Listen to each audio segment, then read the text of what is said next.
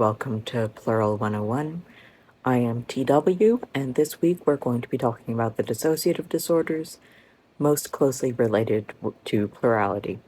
These are DID, PDID, and OSDD-1, as well as covering some other mental health conditions that can heavily affect or cause the formation of plural collectives. We want to start by clarifying a couple of things.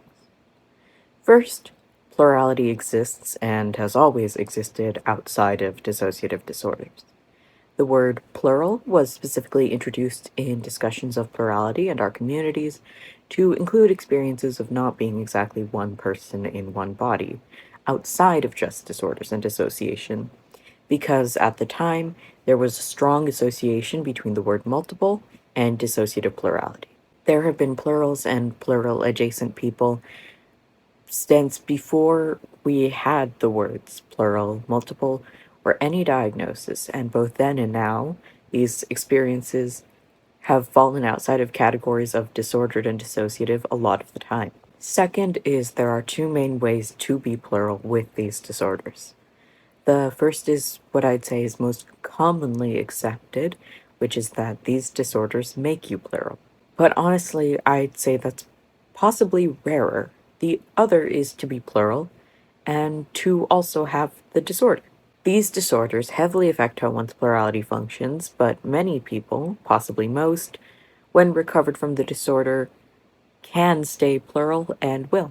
And third, none of these are trauma disorders unless stated otherwise. Anyone saying these disorders are inherently caused by trauma are misinformed or lying. Dissociative disorders are associated with trauma and highly comorbid with trauma disorders, but it's been proven time and time again that trauma is not required in the development of these disorders. Finally, lived experience, people's feelings, identity, and personhood can't be disproved by science. If someone's favorite color is red, and science says everyone's favorite color is blue, then that is a problem with the science. If someone experiences plurality without any dissociative symptoms, and science says it's always dissociative, that is also a problem with the science. Science describes the world, it does not define it. But also, to be clear, science definitely doesn't say that. Pretty much no theories involved here, like the theory of structural dissociation, are scientific theories. Even if psychology and psychiatry are social sciences, these are not scientific theories because they have not been tested and often are untestable. With that massive disclaimer out of the way, let's begin. So, disordered plurality is a community label that refers to two types of collective. Any collective with a dissociative or similar disorder that highly affects their functioning, and any collective whose functioning causes them distress or impairment in daily life, regardless of diagnosis. Dissociative plurality is a specific term for plural experiences that are dissociative in nature, like the dissociative identity disorders. And yes, that's disorders plural, no pun intended.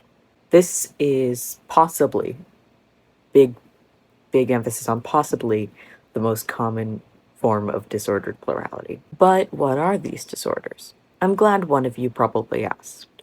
There's 3 mental health conditions, which are more or less one disorder, that are most commonly associated with plurality.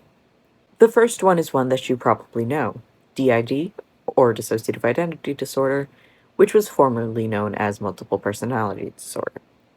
This disorder is and has always been characterized by the presence of alters, or personality states with, and I quote, differences in affect, behavior, consciousness, memory, perception, cognition, and or sensory motor functioning.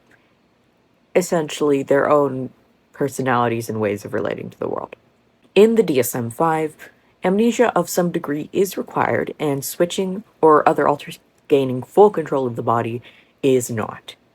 MPD, however, when it existed, did require switching, and did not require distress, which we'll get into later. In the ICD-11, however, amnesia is not required for a DID diagnosis, it's just very common. The ICD does, however, require switching to occur for a full diagnosis.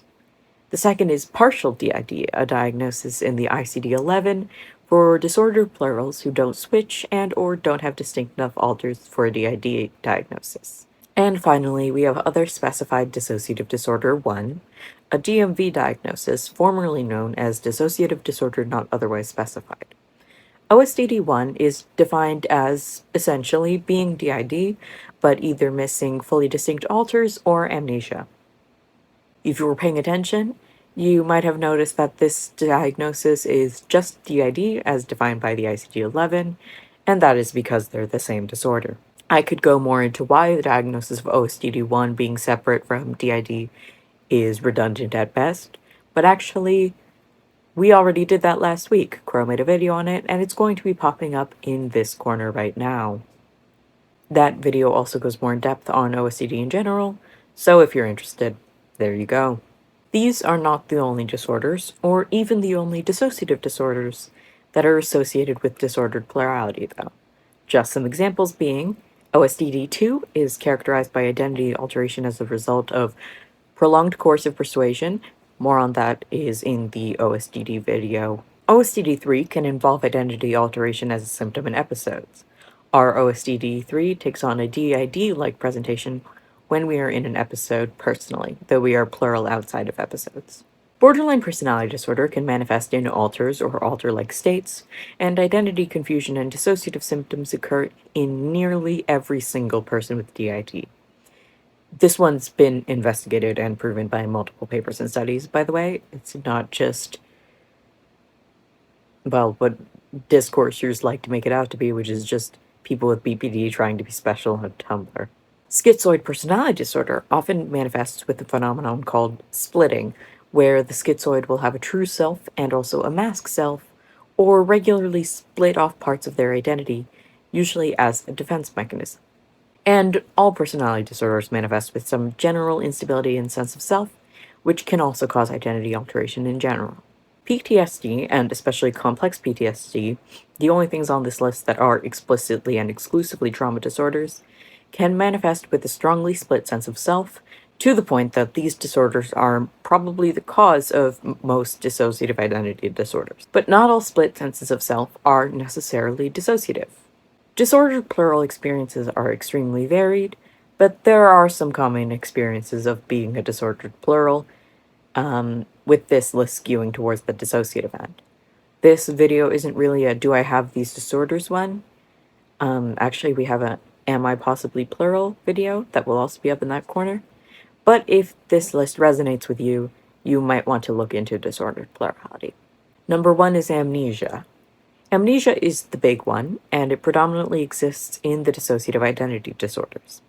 This can be anything from full blackouts, which are much rarer than people make it out to be, to not feeling like something that happened to you necessarily happened to you. This symptom is pretty universally disordered, but amnesia can be important for a system's functioning nevertheless. Dissociative memory barriers usually exist for a reason, and should be taken down with a lot of care. That is, if they're taken down at all. 2 would be constant splitting of members or alters. This can be perfectly healthy for some collectives, but for many systems, this is a symptom of instability in sense of selves or an inability to handle stress. For systems who experience this as a detriment, the splitting can cause confusion, distress, internal conflict, and loss of identity. Number 3 is just general issues with depersonalization and derealization, aka dissociating. This can manifest as never being able to tell who's fronting, feeling like the world isn't real, not feeling like a real person, and not being able to fully feel your emotions. Number 4, not being able to communicate with each other. This is usually a problem in dissociative systems, but can occur outside of them, especially in newly discovered systems who have not practiced communicating. And number 5 is a lot of internal conflict and disagreement. This is a system function that's not inherently dissociative at all, but can cause serious harm and impairment to the collective. If a collective can't negotiate or get along at least kind of well, that causes a lot of distress. This can happen outside of disordered systems, especially under stress, but is significantly less common in healthy systems. Same way that you get in less arguments when you're feeling good than when you're feeling depressed. Of course, that's not all of it. There are plenty of other disordered experiences that I didn't list, but I do want this part of the video to end at some point. Now for the side note, which is less strictly educational and more opinionated. A lot of people will respond to the idea that not all separate identities in a body are dissociative with, well, they're dissociated from yourself. Problem with that claim is that first, for those identities to be inherently dissociative, they have to be dissociated from someone. So who is that? Is it the original? Plenty of systems don't have those. The host? Well, what if the host split later than the rest of the system? Whoever's the most normal, some people are weird, and whoever has amnesia, plenty of systems either don't have amnesia, have equal amnesia about everything, or just have members who don't have amnesia for reasons other than needing to be functional in daily life. Ultimately, the idea that all plural identities are dissociative requires denying the personhood of sentient and autonomous beings who can say, no, I'm right here. And honestly, I think that if an entity is able to claim personhood, then they are a person in at least the psychological and spiritual sense. I mean, it's like Descartes, I think, therefore I am, is the only statement that can't be doubted, and I certainly think. Also, it's just ridiculous to claim that, like, taking a step back for a minute, it's absurd to argue that someone with no dissociative symptoms or distress is dissociative just because they have multiple selves. Dissociation is a serious mental health symptom that needs to be dealt with, treated, or minimized to live healthily. Dissociation is also a distinct phenomenon and is specifically based on the experience of the self, not the experience of having selves. If no individual self is dissociating, experiencing dissociative symptoms on their own, then there's no dissociation. And it's absolutely not true that a person can only have one self. We know this not necessarily because science said so. Science can't decide who's a person, and claiming that it can is at best a very slippery slope. Science has been used to deny even just physical human bodies' personhood before, so I just wouldn't make science the deciding factor in whether someone's a person. But we also know this because there have been millions of people for millions of years who have lived lives as being more than one. And the worst case scenario, if I'm wrong, which I don't believe that I am, is that you are respecting the autonomy of a person who isn't real. The worst case scenario, if people denying them personhood is wrong, is denying personhood to a person, which is just like the most base level of denial of human rights. Using human rights loosely, a person can not be human. That's for another video. And so my worst case scenario is I am validating something that's silly and wrong, but that will make someone happy, because denying personhood to members of a system universally causes some level of distress in most systems. So I'm just making people happy over something that isn't real. If you're wrong, you are being abjectly inhumane. You are utterly disrespecting a person, and you are contributing in the impression of a marginalized group of people.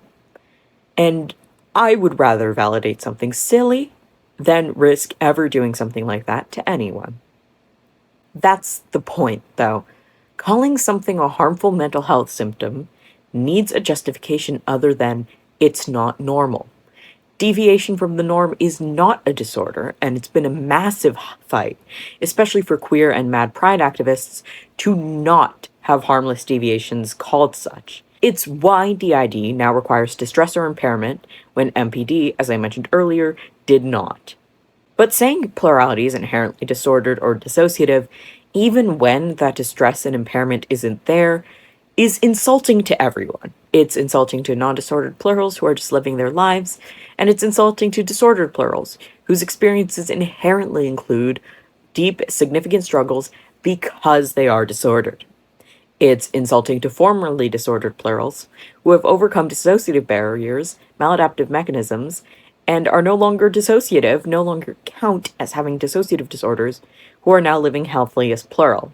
It's insulting to people like our collective who fluctuate between the two and actually know ourselves well enough to know when we're suffering from something, because self-awareness is a thing that exists and that many people have. And at a core level, it's insulting to everyone who's ever fought for the right to not have their existence considered a disease. So, that's been episode 3 of Plural 101. If you want to like, subscribe, whatever, we try to upload every Saturday. We also have our Discord server down in the description for anyone interested, and if you have any questions or suggestions for topics, you can drop them in the comments or in the server. Next week's video might be a bit late because we are going to be on vacation starting actually when this video goes up. So, thanks for your patience, and thanks for watching.